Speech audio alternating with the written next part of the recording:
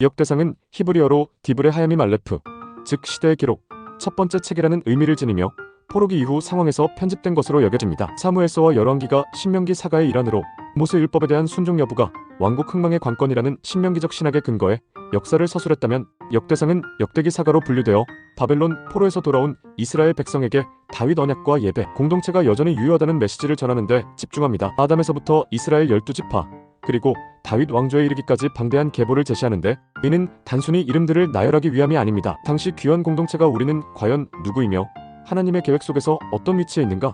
라는 물음에 직면했을 때 이 족보는 너희는 태초부터 이어지는 언약, 역사 안에 속해 있다는 사실을 생생히 확인시키는 역할을 했던 것입니다. 특히 역대상은 사무엘상하가 다윗의 실패나 인간적 약점을 비교적 상세히 다루는 것과 달리 다윗을 언약의 핵심 인물로서 부각합니다. 그 의도는 포로기 이후 백성이 잃어버린 정체성과 희망을 회복하도록 돕는 신학적 재해석에 있습니다. 다윗이 성전 건축은 하지 못했지만 재료, 예배제도, 제사장직을 사전에 철저히 준비하는 장면을 정성껏 그리는 이유도 동일합니다. 성전과 예배는 이스라엘 공동체의 뿌리이며 바로 그 예배를 통해 하나님은 백성과 지속적으로 교제하기 때문이죠. 역대상 17장에 해당하는 다윗 언약은 내 왕위가 영원히 견고하리라는 하나님의 약속을 다시 한번 강조함으로써 포로로 인해 왕국이 무너진 것처럼 보이지만, 사실 다윗 언약은 여전히 살아있다고 선언합니다. 이는 백성에게 하나님이 우리를 버리신 게 아닐까?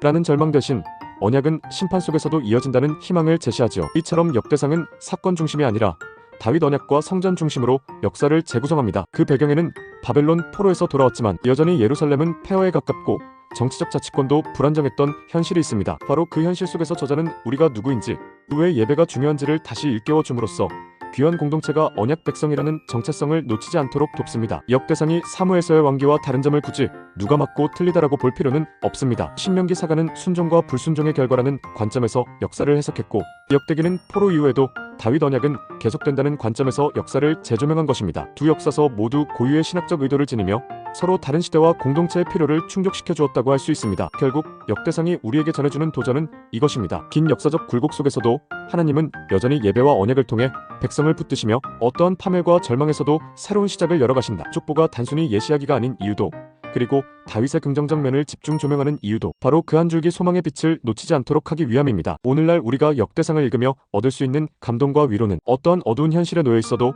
하나님의 신실하심과 진정한 예배의 회복은 여전히 유효하다는 사실, 그것이 곧 역대상이 전하는 메시지라 할 수 있습니다. 이제 이어지는 역대하에서는 다윗을 계승한 솔로몬 시대부터 남유다 왕국 멸망과 바사왕 고레스의 칙령까지 이어지며 성전 중심 공동체가 어떻게 흥망을 거듭하는지를 그려줍니다. 그 모든 과정 속에도 변함없는 하나님 언약의 불씨가 살아있음을 우리는 역대하에서 더욱 선명하게 확인하게 될 것입니다.